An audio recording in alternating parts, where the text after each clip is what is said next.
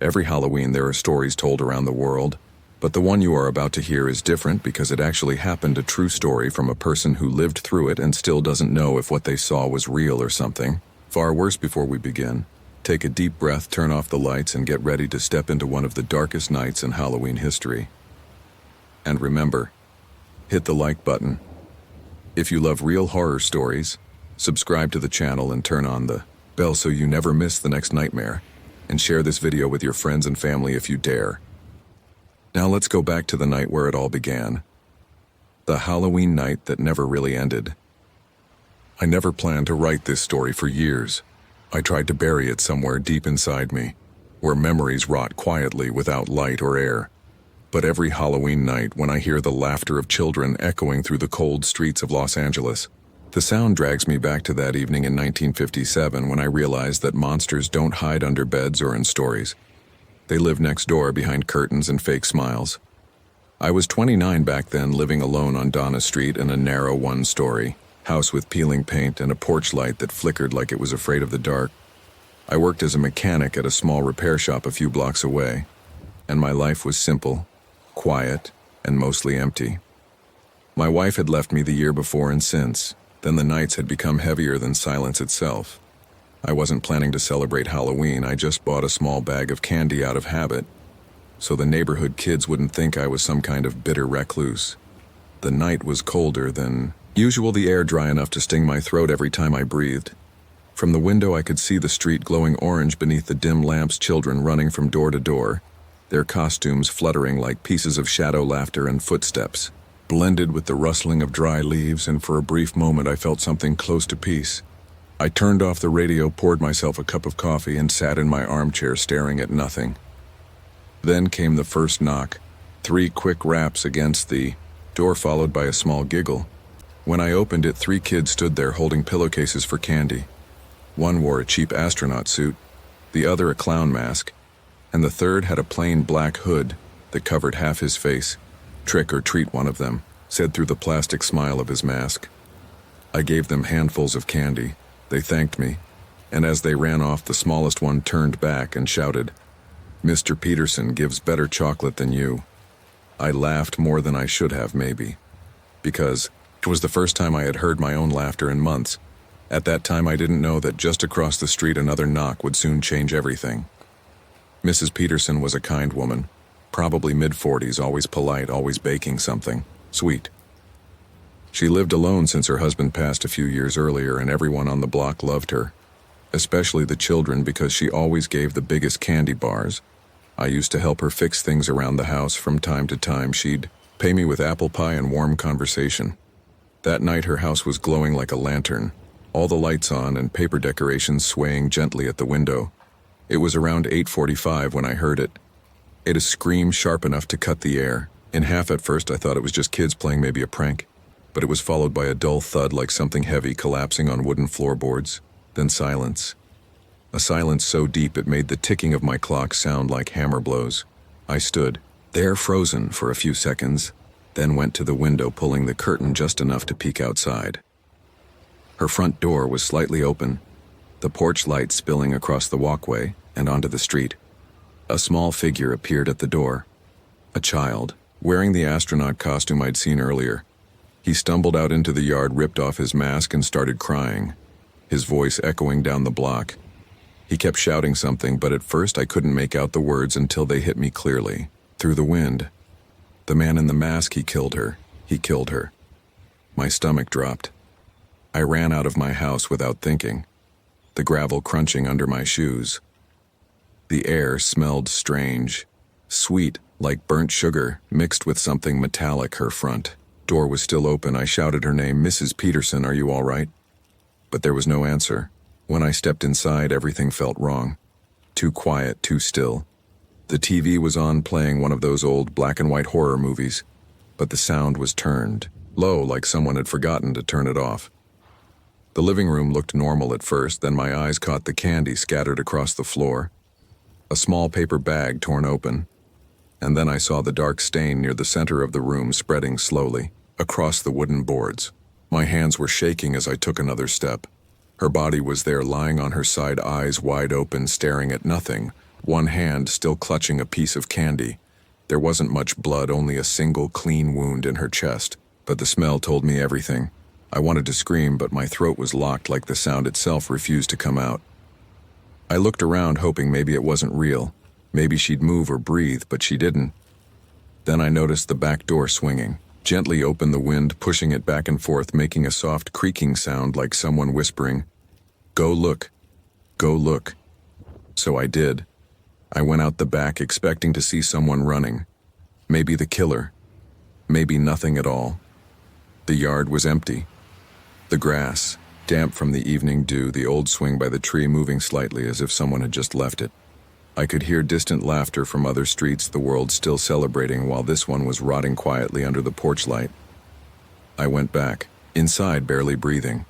The air felt thicker every second, the smell of gunpowder mixed with cinnamon from the candles on her table.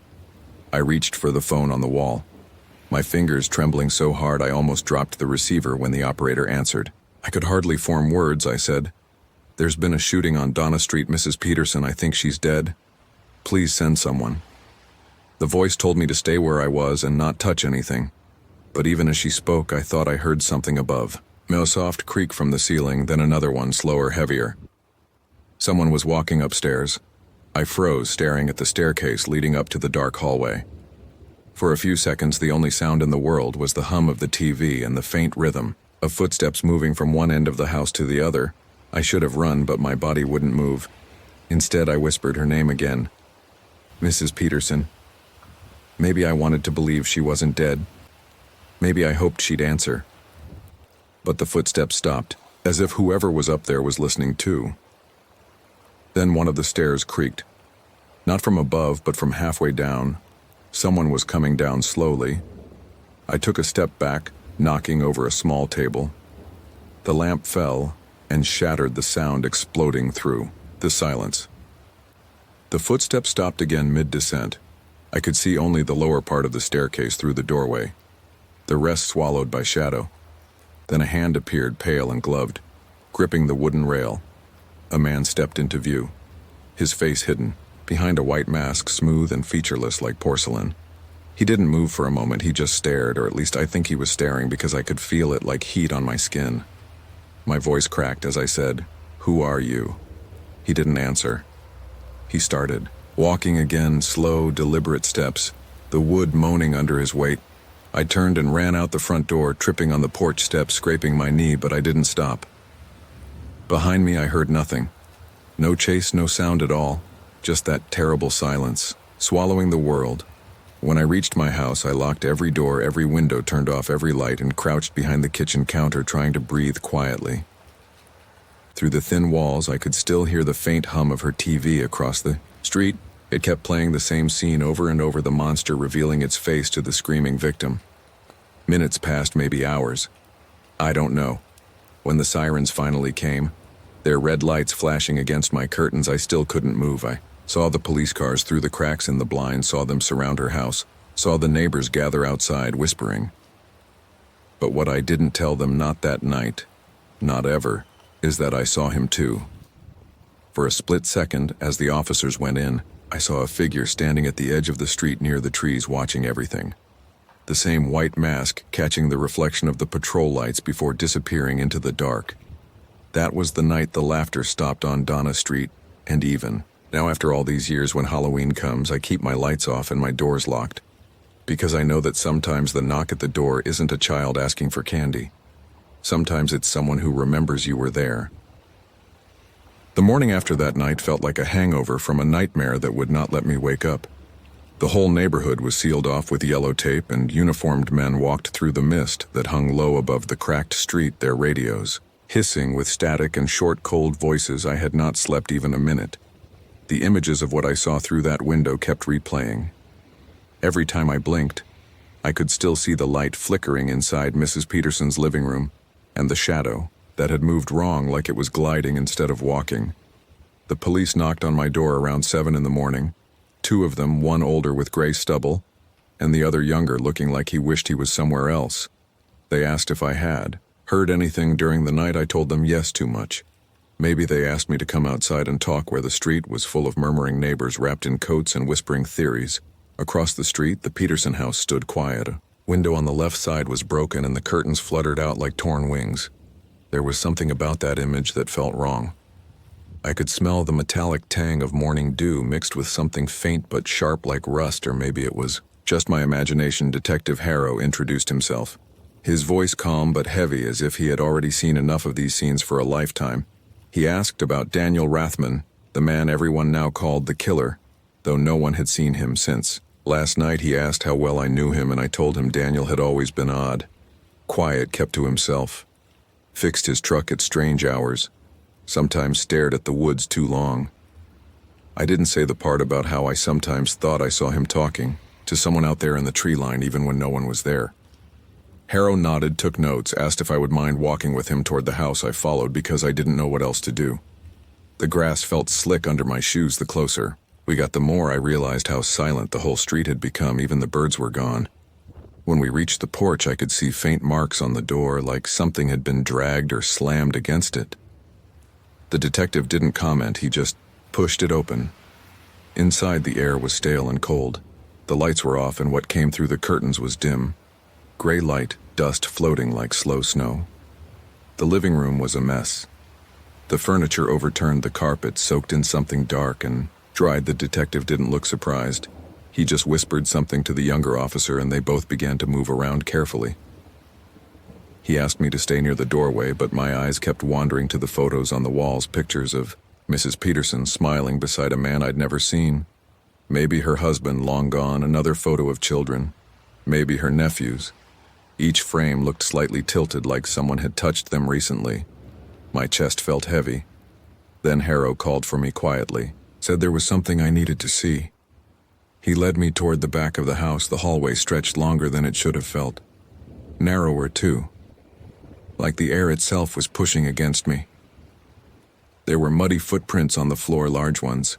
That didn't match Daniel's boot size. They were wider, longer, uneven, like whoever made them didn't walk right. The detective crouched down, looked at the prints, then at me and asked if Daniel had any visitors lately. I shook my head. No one ever visited him, not that I knew of. Harrow looked back down at the prints again, as if trying to match them to something in his mind, then stood up slowly and said something under his breath that I didn't catch. We stopped at a half-open door near the end of the hallway. Harrow stepped aside, told me not to go in. But I could see enough from where I stood. Something about that room felt colder, darker, like the walls themselves were holding their breath. There was an overturned chair, a cracked mirror, and on the floor a set of candles arranged in a circle, burnt out long ago, leaving black stains on the wooden boards. Harrow's expression changed slightly. Not fear, but recognition, as if he had seen this before. Somewhere he told the officer to photograph everything and then turned to me, his eyes sharper now, asking if I had ever noticed Daniel doing anything strange around Halloween. I hesitated, then said, sometimes he left offerings outside his porch.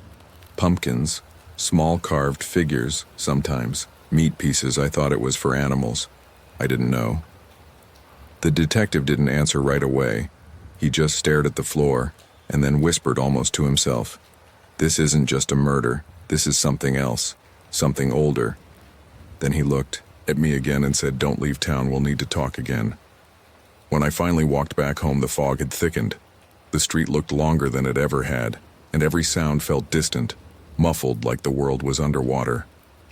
I closed my door, locked it, sat down and tried not to think, but the smell still lingered in my clothes, that faint rusty sweetness that wasn't dew or earth or anything natural. And when I looked through my window across the street, I swore I saw movement inside, that broken house, a faint flicker of light, though the police had already left and no one was supposed to be there. I did not sleep that night after the investigation. The image of that broken window across the street kept floating in the darkness. Every time I closed my eyes, I thought I saw that same faint flicker again. The light that had no source, it came and went like a slow heartbeat pulsing through the fog outside my window. I told myself it was only the reflection of a passing car, maybe the lamp post through the mist, but there were no cars that late, and the lamps were off since the power lines were being fixed after the storm. By the second night, I began to notice sounds too soft, steady thuds like something brushing against Wood slow, deliberate, as if someone were feeling their way along the porch. I stayed still on my couch, every light in my house off, listening to the rhythm of it when I finally gathered the courage to peek through the blinds.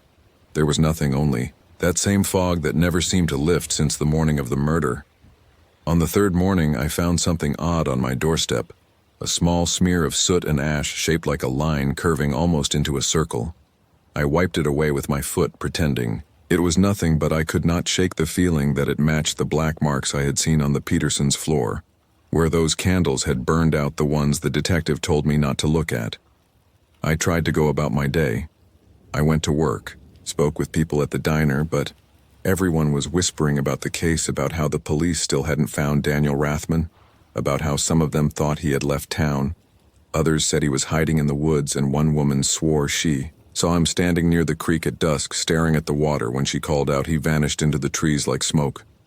I didn't believe her, but I wanted to. That evening, I returned home before dark, locked every window, drew the curtains. I told myself I would not look across the street again, but curiosity is a cruel thing. I ended up sitting by the window watching the Peterson house, its silhouette barely visible in the thick grayness. Just as the clock hit 9, a faint orange glow flickered. In one of the lower windows, the same broken one from before, it moved slowly across the room, as if someone were walking with a lantern. I froze, my heart pounding. There was no sound, but the light shifted again, and for one moment I could swear I saw the outline of a figure standing in front of it, still unmoving, as though staring back. I stayed like that for minutes or hours. I can't say. Then it faded. Gone. The house returned to its silence.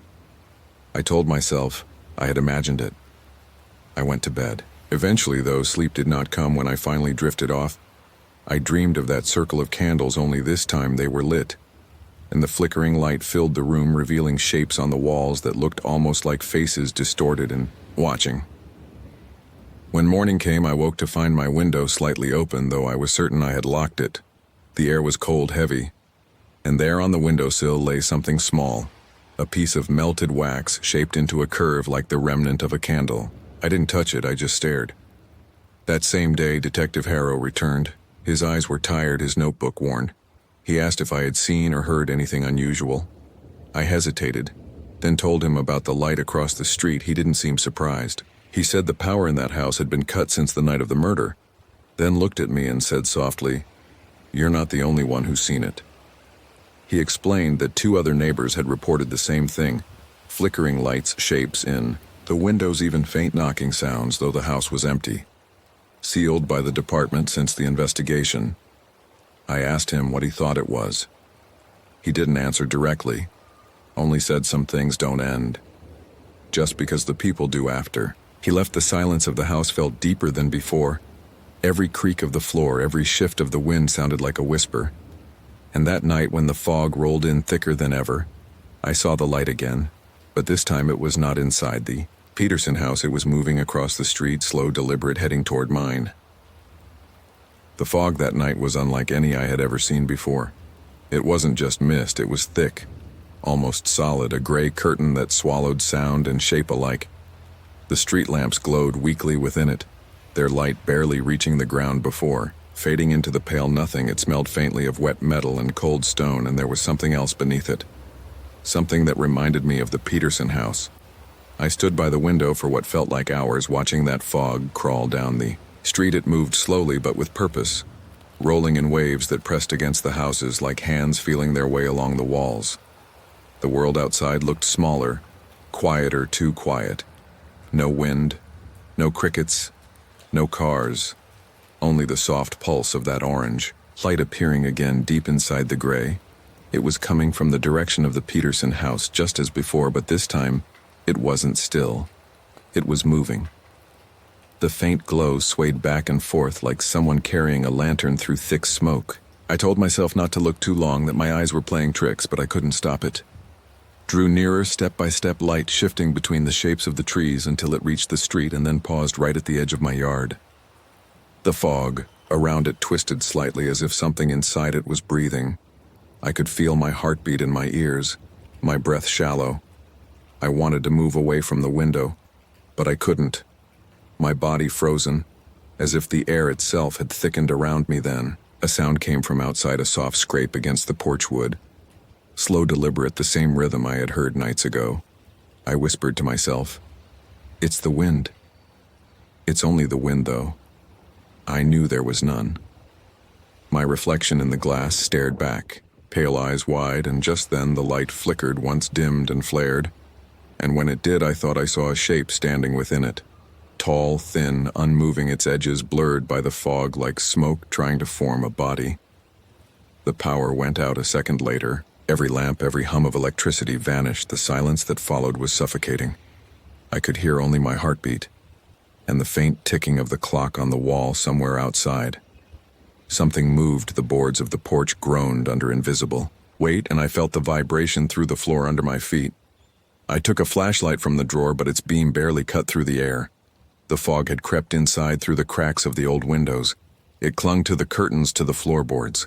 It had a faint shimmer as though it carried dust that glowed in the dark. I stepped back toward the hallway, calling out, though I didn't know to whom, maybe to the detective, maybe to anyone. The air was colder now, my breath visible with every exhale. Then came 3 slow knocks from the front door, each one soft but deep enough to shake the frame. I froze again, waiting for another, but none came. Only that pressing silence. I walked closer each step, feeling heavier than the last, the flashlight trembling. In my hand when I reached the door, I hesitated, my fingers on the handle. "Who's there?" I whispered. But no answer came. I opened it only a few inches, just enough to see the porch empty. The fog pressed against the doorway like a living thing, curling inward around the light from my torch, and just at the bottom step lay something small, a shape half hidden by the mist. I bent down slowly and saw that it was a candle, half melted, still warm, as if just extinguished. I didn't take it, I just stared for a long time, then closed the door gently and locked it again. I sat in the living room, listening to the faint drip of condensation from the ceiling, trying not to breathe too loud outside. The fog continued to move, circling the house slow, patient, as if waiting. Around midnight, the phone rang. The sudden sound nearly stopped my heart. I answered, but there was only static for a moment. Then a faint voice, barely a whisper, saying my name just once, then nothing. I hung up, stared at the receiver, and realized my hands were shaking. When I looked toward the window again, the light was gone, but the fog remained thicker than ever. I couldn't see the street anymore. I couldn't even see the shape of the Peterson house across from mine only, that endless pale gray pressing against the glass, and somewhere deep inside it, a single flicker far away, moving again through the fog. Not away from me this time, but closer. It started with the quiet, the kind that hums against the ears when everything else has stopped. I had grown used to the sounds of my old house, the creak of the floorboards, the distant ticking of the pipes. But that night, even those familiar murmurs were gone. The silence was too clean, too deliberate. I sat in the chair near the window. The flashlight beside me, its battery almost drained the fog outside, pressed against the glass like a living skin. It had not lifted since the night before, and I could still see the faint shimmer of light deep within it, moving in slow, uneven circles. I told myself I would not look anymore, but my eyes betrayed me. Each time I blinked, I expected to see something behind the reflection of my face, something that didn't belong. The air inside the room had turned heavier, colder, I know. Breath showed faintly in front of me. I hadn't opened a window yet. I could smell the dampness of the fog creeping through the tiny cracks of the wood. Sometime after midnight, there came a sound, faint and sharp, like glass. Settling, then another, softer sound from the hallway, the kind of sound a shoe would make if it slid gently over wood. I froze, my head turned slightly. Listening, the sound came again. Slower this time, closer. I stood up, the beam of my flashlight cutting a narrow path through the dark. It barely reached the end of the hall, but I could see the shape of the front door, still closed, still locked. Then another sound, a soft rhythmic tap coming from the kitchen. Not loud enough to be knocking. Not random, either a pattern tap, pause, tap, tap. I whispered to myself, "Stop it." Like saying it aloud would make the house listen, but it didn't stop. Instead, the air shifted slightly, a draft cold enough to make the curtains move. though every window was sealed. The flashlight flickered, once, twice, and then steadied. When I stepped into the kitchen, the sound stopped. Everything was still. The refrigerator hummed low. The clock ticked. And then I noticed it. The faint smell of burnt wax again. It hung in the air like smoke without fire. The light from my torch caught something on the counter, small and pale. A shape like melted candle dripped across the wood. I reached out but stopped halfway. Something about it felt wrong. It was still warm behind me. A floorboard creaked softly, turned fast, the beam swinging across the empty room. Nothing there, only the fog pressing faintly against the window panes.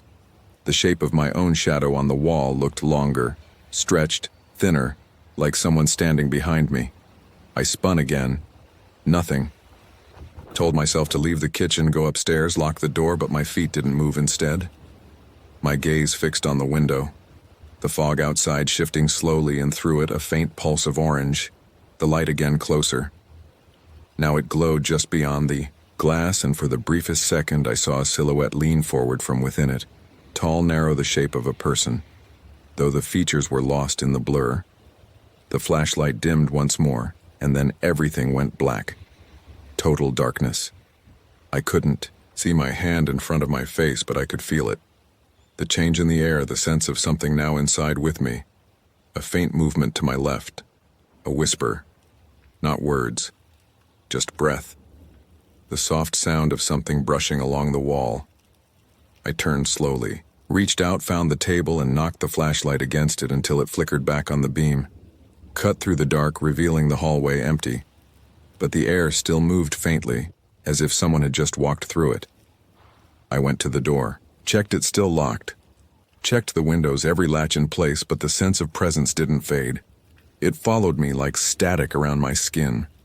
Each room colder than the last. I stopped finally at the foot of the stairs, looking up into the dark where the second floor waited, silent and patient. I could see faint light there too, a dull glow seeping through the cracks between the steps, like something was holding a lantern just out of sight.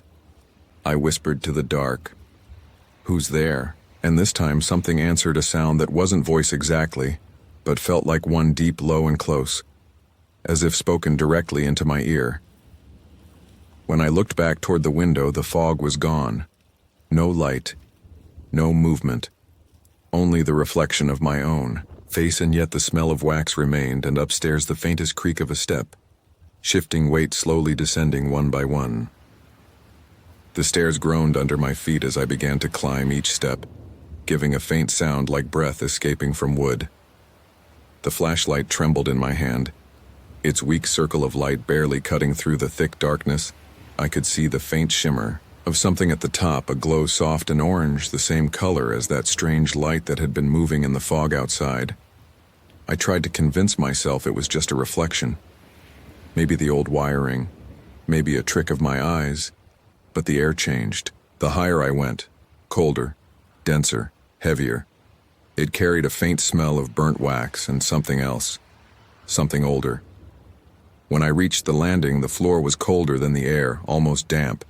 The walls looked darker, the wallpaper peeling like skin that had dried and cracked over time. The glow was coming from the last room at the end of the hallway. The door was slightly open enough to let that dull orange color spill out. I took one step and heard a whisper behind me, a single drawn-out breath that did not belong to me. I didn't turn around. I kept walking, slowly feeling my pulse throb in my neck. The closer I got, the stronger the smell of wax became. It clung to the back of my throat, thick and sweet. The light from inside the room flickered, gently as if from a candle flame moving without wind. When I finally reached the door, I stopped. There was something carved into the wood, faint lines, almost invisible, until the flashlight hit them. Names scratched deep. Some were faded, but one stood out clear, darker than the others. M. Crowley. The name made my stomach twist because that was the name of the old man who had lived 2 houses down from mine when I was a kid. The one who used to decorate his yard every Halloween with those handmade lanterns. Everyone called him the Candleman. And one year he just stopped appearing. They said he moved away. But my mother had whispered that he was found dead somewhere in the hills. though no one ever proved it. I hadn't thought about him in years. But now here his name was, carved into my door. I pushed it open, the hinges screamed softly. The room inside was empty at first glance, but the air shimmered faintly from heat, though there was no visible fire. Only candles, small, stubby things arranged in a circle on the floor. The wax had melted into long streams like frozen rivers of white, and in the center of that circle lay something wrapped in black cloth, small, about the size of a cat. The fabric was old, stiff-stained. I stepped closer. The floor groaned again. The sound echoed longer than it should have. I could feel a vibration through my feet as if the house itself was exhaling, and then the whisper came again from above me. Not from the room, but from the ceiling, a dragging scrape like nails over wood, tilted the flashlight upward. The beam cut through a layer of dust and revealed something that made me freeze. There was a small square opening in the ceiling, a crawl space, the kind used for wiring or insulation, but the panel was open, hanging slightly, and from the edge of it something was dripping slow and thick. It wasn't wax. The smell that hit me next wasn't sweet anymore. It was sharp metallic. My light trembled, and I saw it clearly for a second. Dark stains trailing from the opening across, the beams drying into the old wood. And as I stood staring, a shape leaned forward from the black space above. It was only there for a heartbeat. A pale face, eyes wide, mouth open as if in a scream, but no sound came out. I stumbled back, hitting the dresser behind me. The flashlight fell to the floor and rolled, throwing wild arcs of light across the walls. When it finally stopped spinning, it pointed directly at the circle of candles, and that's when I saw it. The black cloth in the center had moved. It was no longer still. It pulsed slightly, rising and falling like it was breathing. I should have run, I know that, but my legs wouldn't listen. Every part of me was heavy, my breath shallow. I could hear something behind the walls, a slow, rhythmic thump like footsteps moving through the structure of the house itself, inside the walls, above, below. All at once the air vibrated faintly with the sound. The cloth twitched again, then split open, the seam tearing down the middle. A faint hand, pale and waxy, pushed through, small, delicate, like the hand of a child. The skin looked half melted, the fingers bending wrong, and through the tearing came a faint whisper like air moving through hollow wax. "You left the light burning." I turned and ran, slamming the door behind me. The sound echoed like a gunshot through the empty hall. I didn't stop until I reached the stairs, but before I could descend, the light at the end of the hall flickered again, and I heard the sound of another door creaking open. I aimed the flashlight and for an instant saw movement, a figure standing halfway in shadow. It wore a mask, old, cracked, painted like a smiling pumpkin. The eyes were hollow black pits, but behind them something faintly glowed orange. The same color as the candles. The figure didn't move, didn't breathe, but I knew that mask. I had seen it once before. Mr. Crowley used to wear it every Halloween when he gave out candles to the neighborhood kids. The mask tilted slowly to the side, and in that moment the temperature dropped sharply. My breath came out in white clouds. The figure raised one arm, slowly pointing toward me, its hand slick with melted wax that dripped and hardened as it fell to the floor. The whisper came again, this time from everywhere around me, the walls, the floor, the air. The light must never die. Then all the candles went out at once, plunging everything into darkness. For a moment I stood there, unable to move, listening. The silence that followed wasn't empty. It was alive, the kind that presses into your ears so tightly that you start hearing things that might not exist. Then a single sound echoed from behind the door at the end of the hall. One slow, deliberate knock. Not from inside the room this time, from the other side of the wall. Morning came without sunlight, just a pale gray wash that barely touched the windows. It felt like the fog had thickened instead of lifting. I hadn't slept at all. I had spent the night sitting by the door, flashlight in my lap, listening to the faint clicks and creaks inside the walls. Every few minutes there would be a soft tap, like something small moving through the woodwork. I told myself it was pipes or rats or the house settling, but I didn't believe that anymore. When I finally stood up, the first thing I saw was the candle wax still spread across the kitchen counter. Only now it had hardened into strange patterns, thin raised lines that curved and looped almost like writing. I traced one with my finger and felt a small sting, a splinter of glass embedded beneath it. When I pulled it free, I saw something dark on the edge of it. Tiny red smears. I didn't remember cutting myself. I tried to distract my mind by making coffee, but the smell of burnt wax still lingered strong, enough that it clung to my clothes. I decided to get out of the house. Maybe air would clear my head. I needed answers, and the only person I could think of was Mrs. Linton, the old woman who had lived here since the 70s. She knew everyone who'd ever lived on this street. She would remember Mr. Crowley. The street looked different in daylight.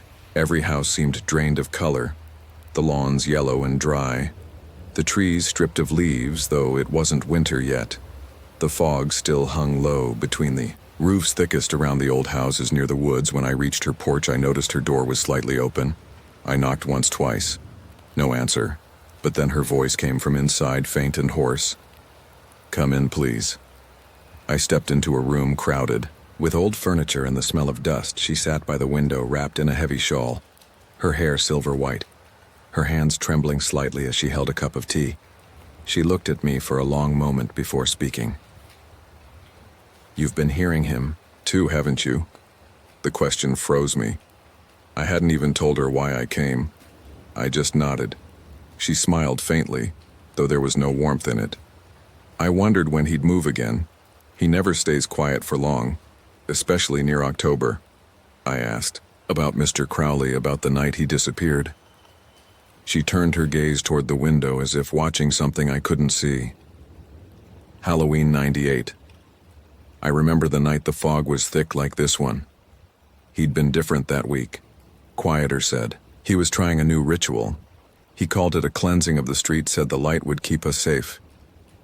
She reached for a box on the table, a cracked wooden thing. She opened it slowly, revealing stacks of yellowed newspaper clippings. The headlines were faded, but I could make out a few words: "Local man missing after Halloween storm." "Strange lights reported near Westwood Street." "Residents claim man returned in disguise." One article had a photograph, old and grainy Crowley, standing beside his house, smiling awkwardly, his hands blackened with soot behind him. Rows of lanterns lined his porch. I felt a chill because one of those lanterns was identical to the one I had seen glowing in the fog outside my house. Mrs. Linton said softly, "He was a good man once. He just wanted to keep the dark away, but something answered him. Something old. He thought it needed light, but it wanted flesh." She looked directly at me, her eyes glassy.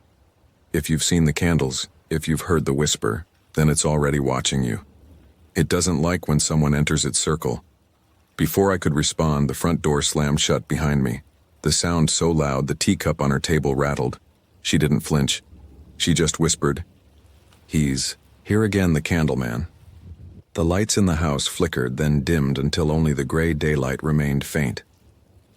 Through the curtains, I turned toward the sound of the door, but the hallway was empty. The fog outside pressed hard against the glass of the front window. I could see movement in it. Shapes like figures walking, slow, deliberate, not human. Shadows stretched wrong, too tall. I turned back to ask her what was happening, but her chair was empty. The shawl still draped over it, and a teacup still steaming faintly. She was gone. I stumbled out the back door into the yard, the fog curling around me like breath. Every sound muted except the soft, rhythmic tapping again, coming from somewhere deep inside the mist. I followed it step by step until I reached the old fence that bordered the woods. The ground here was muddy-soaked, and there were prints, not animal prints, long barefoot impressions leading away from the fence into the trees. The tapping grew louder, steadier almost, like hammering. I followed it deeper, the trees closing around me until I reached a clearing, and there in the center stood an old shed, half collapsed, the door hanging crooked. A faint orange glow pulsed from inside. I called out once. No answer. Then pushed the door open. The smell hit first, stronger than ever, burned wax and something rancid beneath it. Inside the shed were rows of candles, hundreds of them stuck into the dirt, burning low, and between them were shapes, bundles of cloth, like the one I had seen upstairs, only larger. Some looked almost human in size, each with a name written on the ground beside it, carved deep into the earth. My light shook as I leaned forward. One of the names read E. Linton. My chest froze. Another J. Crowley, and then a third. My own name carved into the dirt, still wet, still fresh. The whisper came from behind me. "I told you not to leave the light." I turned fast, the fog spilling in through the open door, and within it a figure tall wearing the same cracked mask of the smiling pumpkin. The glow from inside its hollow eyes brighter now, dripping trails of molten wax across the floor as it stepped forward. It raised one hand and I could see that beneath the wax its fingers were bone-blackened and wet with something that steamed faintly in the candlelight. It pointed toward the rows of burning candles and whispered again in that same hollow voice. "It's not your house anymore. It's his street." Now every candle flared at once, the flames stretching upward, twisting together until the air itself seemed to burn. My vision blurred from the heat. I stumbled backward and felt something catch my arm. Cold, solid fingers digging into my skin. When I looked down, it wasn't the figure that held me. It was one of the bundles on the floor, now open, revealing the face of Mrs. Linton, eyes wide, mouth full of wax, her skin cracked from heat, but she was still moving faintly, her lips shaping a single word run. I tore free and ran into the fog behind me. The shed exploded in a flash of light, the sound swallowed by the mist. I didn't stop until I saw the faint outline of my house again, looming through the gray. When I reached the porch and collapsed to my knees, breathing hard, staring back into the fog, there was no shed anymore. Nothing but smooth, untouched ground and the faint smell of smoke drifting through the air. When I looked down at my hands, they were covered in wax, and on the door behind me, written faintly in dripping streaks of orange, was the same message carved into the wood upstairs. "Crowley!" I didn't go back inside the house after that night. I couldn't. The smell of wax was still clinging to me, thick like oil every time I breathed. I could taste smoke, and something else, faintly metallic. I sat in my car until dawn, trying to understand what I had seen, but by sunrise the fog had thinned enough that I could see the street again. The houses lined up quiet and normal, like nothing had ever happened. But they weren't normal. There was no sound, no movement, no birds, not even the hum of power lines. The whole street felt like a photograph, frozen and drained. I needed answers, real ones, not whispers or shadows. I drove to the town archives, a squat brick building that sat behind the courthouse. The sign on the door said, "Public Records Department." But the place looked abandoned, the parking lot cracked with weeds growing through it. I pushed the door open. The smell of dust and paper hit me, the air thick with stillness. A woman sat behind a counter, her hair gray, pulled into a tight bun. She looked up as I entered, her eyes sharp. "You live on Westwood Street, don't you?" I froze. "Yes. How did you know?" She didn't answer right away. She just stared at me for a long moment, then motioned me closer. "Follow me and don't touch anything unless I tell you to." We went down a narrow corridor, the walls lined with filing cabinets taller than I was. The lights overhead flickered every few seconds, casting the hallway in a rhythm of light and dark. At the end, she unlocked a small room filled with stacks of yellowed papers, old maps and ledgers. She set a thick book on the table, its cover cracked. The words, "Residential Registrations, 1923, 2001, barely visible. "This is where you start," she said. "You'll find your answers here, but you won't like them." I opened the book, the pages brittle beneath my fingers, each one listing property owners street by street. I flipped until I found Westwood. The first entries were normal.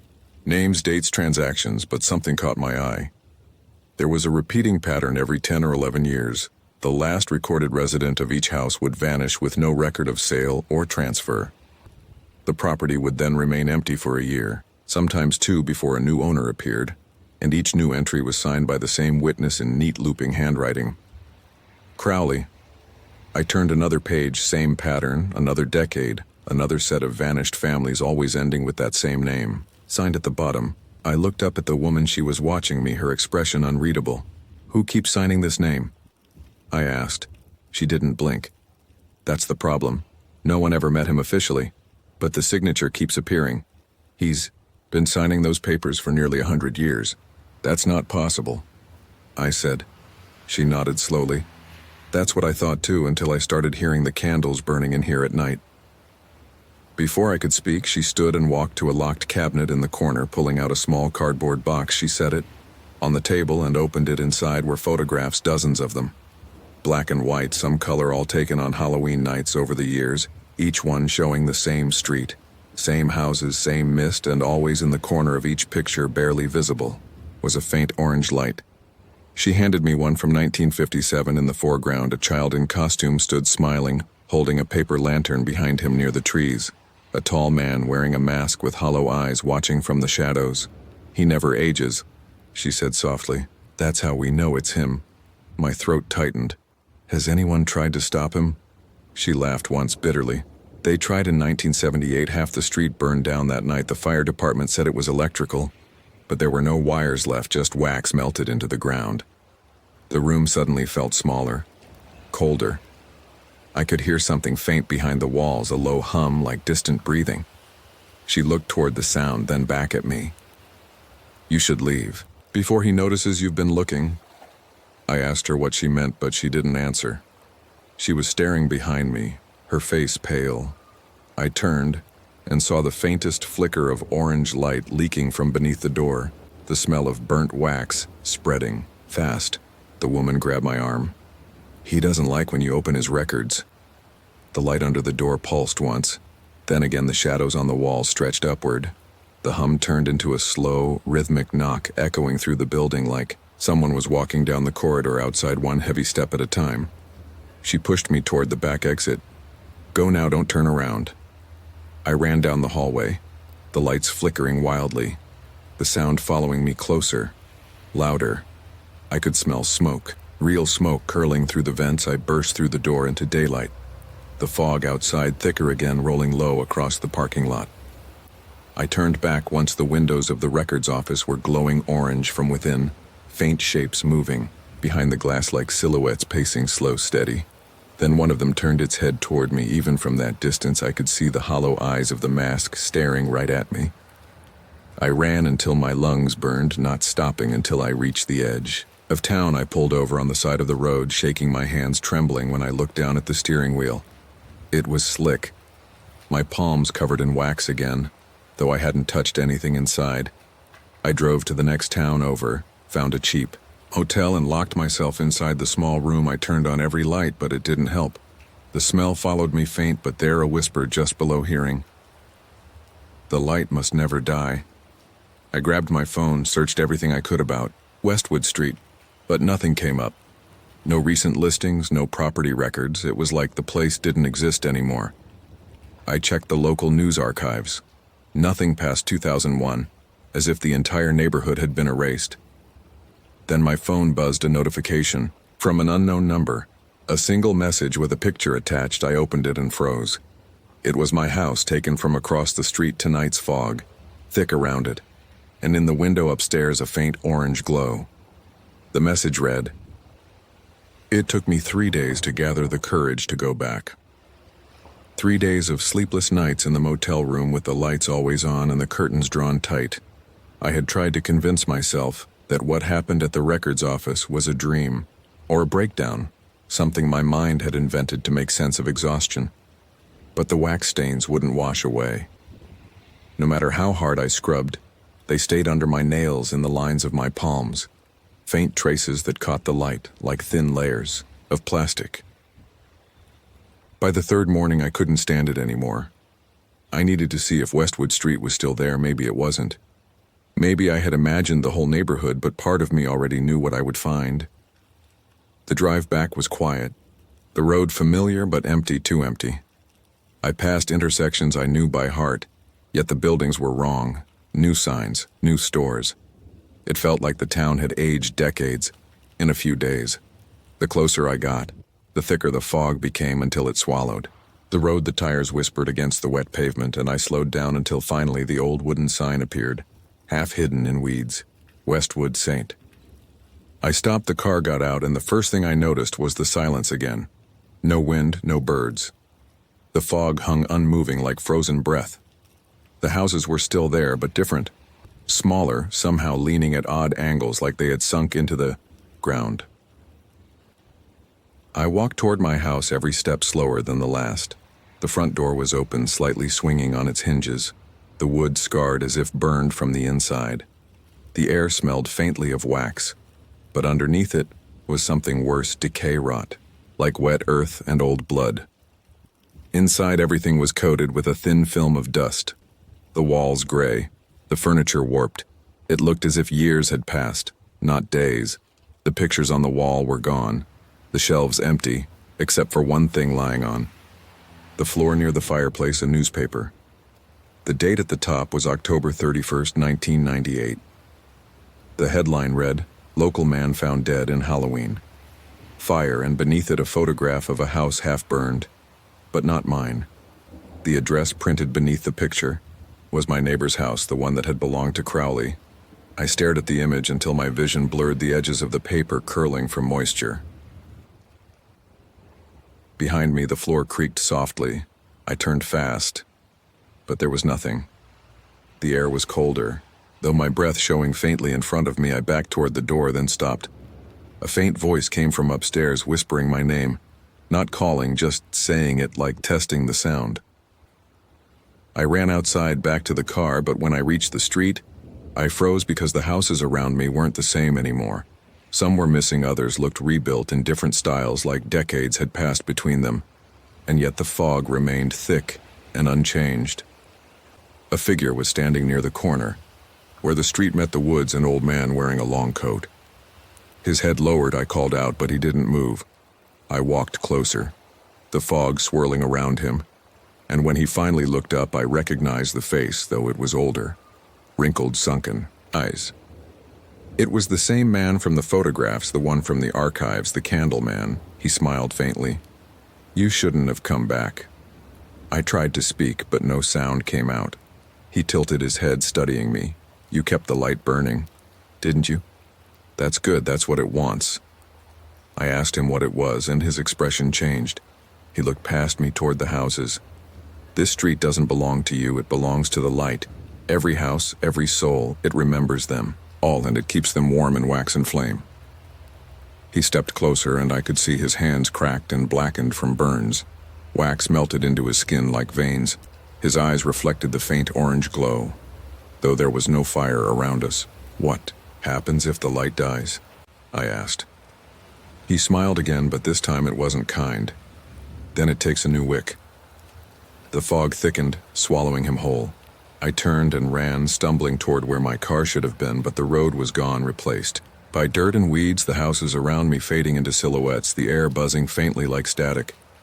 I shouted, but my voice didn't carry far. It was like the fog-absorbed sound. I walked aimlessly until I saw lights ahead. Faint headlights, maybe. Another car. I ran toward them, but when I reached the source, it wasn't a car at all.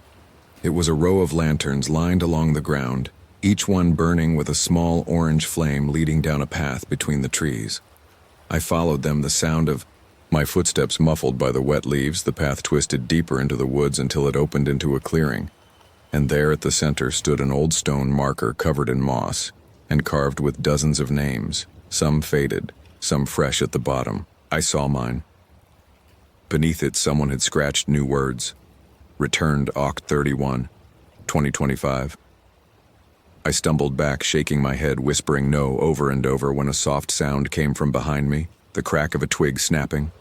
I turned slowly and saw figures emerging from the fog, one by one, moving silently between the lanterns, their faces pale waxy, their eyes hollow, each one carrying a candle held to their chest.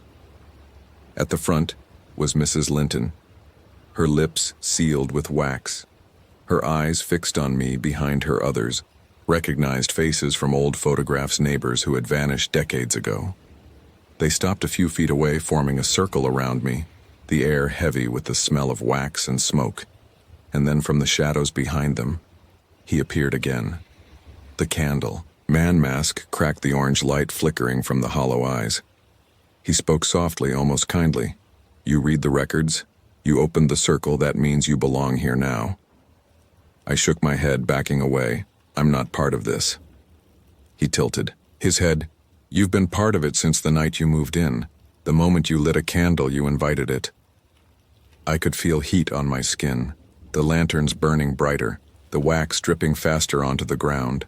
The figures around me began to sway slowly in unison, whispering words I couldn't understand, the light growing until it blinded me. And then everything went silent. When I opened my eyes, I was standing in my living room again. Daylight streaming through the windows, the air still. No fog outside the house, looked clean, untouched. No wax, no dust. The clock on the wall ticking normally. For a moment I thought it was over until I saw the reflection in the window. The street outside, full of people walking, laughing, children in costumes, carrying lanterns. It was Halloween again. But when I stepped closer, I realized the people weren't moving naturally. Their faces were smooth, pale, their eyes hollow, and in every window of every house a single candle burned with the same steady, orange glow. I reached for the door, but my hand froze because carved into the wood above the handle were 3 words that hadn't been there before.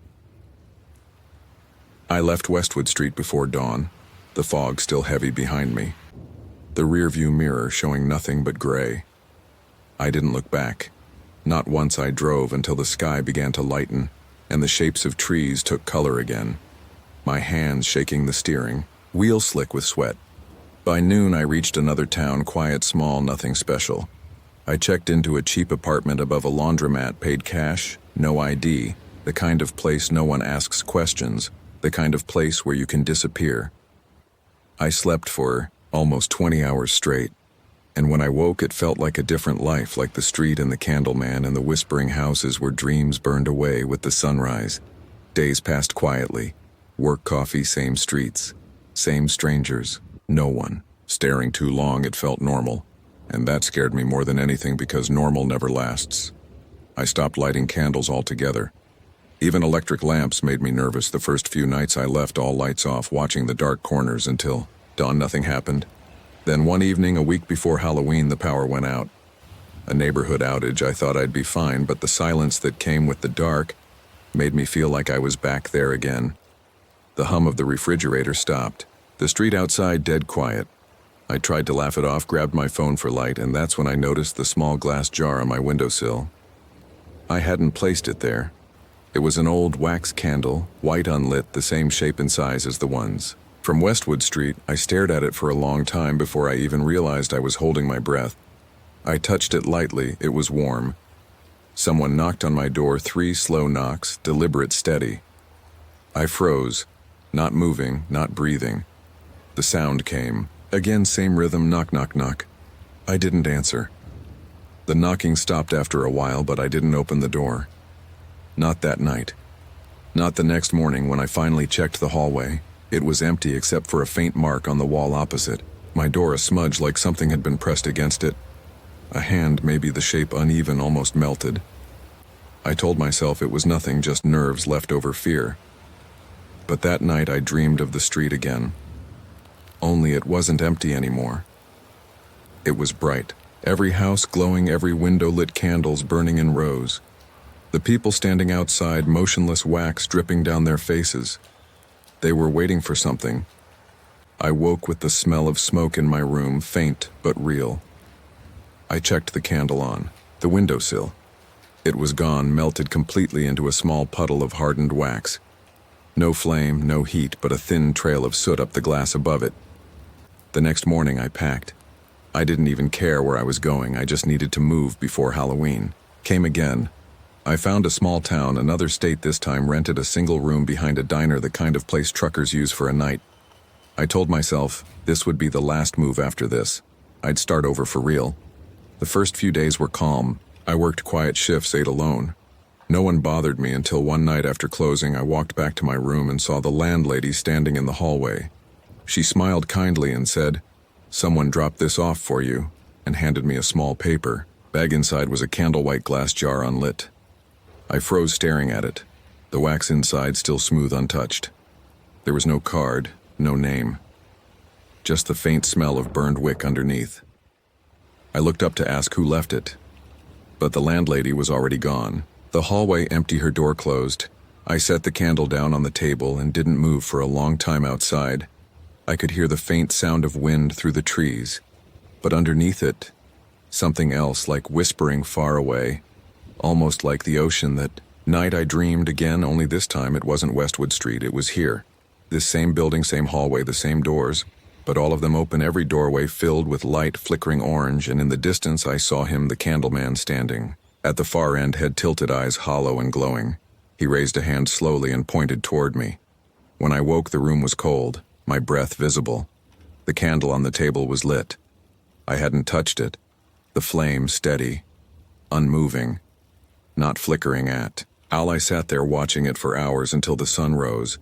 The wax never melted, not even once when daylight filled the room. The candle went out by itself, the wick black, but whole untouched. I threw it away that morning. But that night it was back sitting, exactly where it had been. I don't try to move anymore, I don't run, I just sit in this small room with the candle that never melts, watching the flame that doesn't move. Sometimes I think I see faces in the light. Neighbors maybe, or the man from across the street. Sometimes I hear the knocking again, soft, slow, steady, 3 times, always 3. Last night I woke up to the smell of wax burning, the candle still unlit. But the light in the room was orange, like from a dozen flames. I got up, walked to the window, looked outside. Across the street, a man stood under the street lamp wearing a long coat, face hidden in shadow. But I could see the faint glow from his hands, like he was holding something that burned without smoke. He lifted it slowly, a candle maybe, and even from that distance I could see his mouth moving, whispering something, though no sound came through the glass. Then he smiled and raised his free hand to wave once, small, slow, friendly, like a neighbor saying, "Good night." The lights in my room flickered once, then went out completely.